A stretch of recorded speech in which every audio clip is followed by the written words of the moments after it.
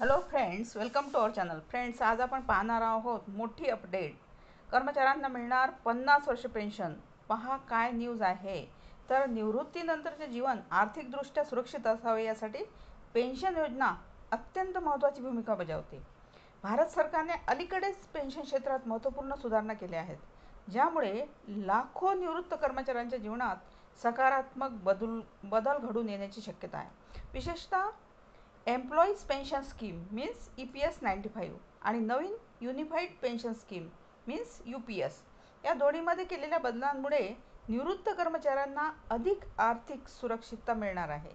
यामध्ये आपण पाहूया EPS 95 मधील महत्त्वपूर्ण बदल.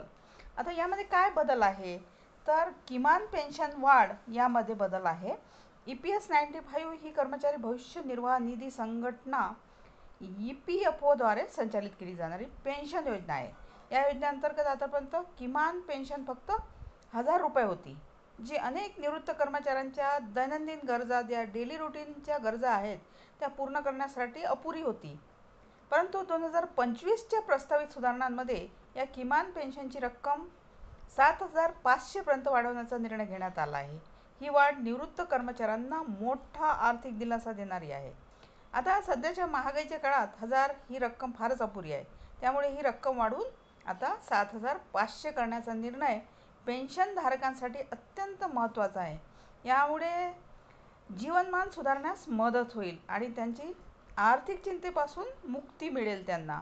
आता याचे प्रमुख फायदे काय आहेत? EPS 95चे प्रमुख फायदे, तर नंबर 1 आहे वाढीव पेन्शन रक्कम.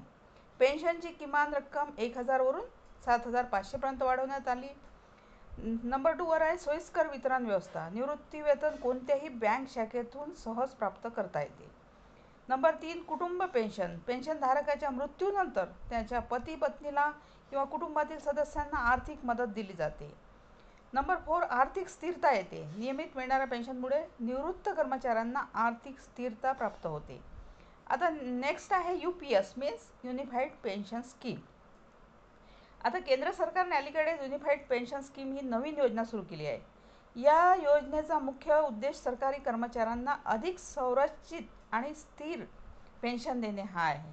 आता नॅशनल पेन्शन सिस्टीम NPSच्या जागी आणली गेली आहे आणि या अनेक महत्त्वाच्या सुधारणा यामध्ये समाविष्ट आहेत. त्याचे प्रमुख वैशिष्ट्य काय UPSचे, तर नंबर 1 आहे निश्चित पेन्शन रक्कम. UPS अंतर्गत कर्मचाऱ्यांना निवृत्त होण्यापूर्वीच्या शेवटच्या 12 महिन्यांच्या सरासरी मूलभूत वेतनाच्या 50% रक्कम पेन्शन म्हणून दिली जाणार आहे. नंबर 2 कुटुंब पेन्शन, म्हणजे पेन्शनधारकाच्या मृत्यूनंतर त्याच्या कुटुंबातील सदस्यांना मूळ पेन्शनच्या 60% रक्कम दिली जाते. नंबर 3 एक रकमी रक्कम, म्हणजे निवृत्तीच्या वेळी अंतिम वेतनाच्या आधारे एक रकमी रक्कम देखील दिली जाते. नंबर 4 आहे स्थिर उत्पन्नाची हमी. ही योजना नियमित आणि स्थिर उत्पन्नाची हमी देते. यामुळे निवृत्त कर्मचाऱ्यांची आर्थिक चिंता कमी होते. आता यामध्ये EPS 95 साठी पात्रता काय आहे, तर सेवा कालावधी 10 वर्ष नोकरी केलेली असावी. वयोमर्यादा वयाच्या 58व्या वर्षी पूर्ण पेन्शन मिळते, परंतु 50 वर्षानंतर कमी पेन्शन घेण्याचा पर्याय उपलब्ध आहे. आणि नंबर 3 आहे अपंगत्व.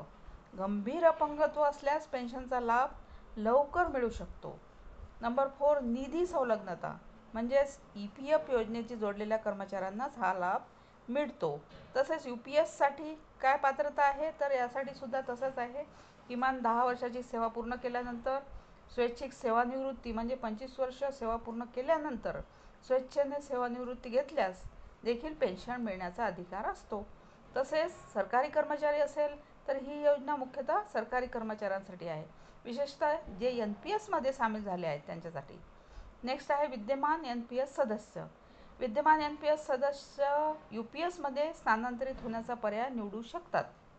आता मेन प्रश्न आहे की सर्वांच्या माइंडमध्ये असतो की 50 वर्षामध्येही पेन्शन मिळू शकते का. तर अनेकांना पडणारा हा महत्त्वाचा प्रश्न म्हणजे 50 वर्ष वयात पेन्शन मिळू शकते का. तर EPS 95 योजनेअंतर्गत आणि 50व्या वर्षानंतर कमी पेन्शन घेण्याचा पर्याय उपलब्ध आहे. याला अर्ली पेन्शन म्हणतात, परंतु यामध्ये पूर्ण पेन्शनच्या तुलनेत कमी रक्कम मिळते. अशा प्रकारे 50 वर्षाच्या वयातही पेन्शन मिळवणे शक्य आहे. थँक्यू.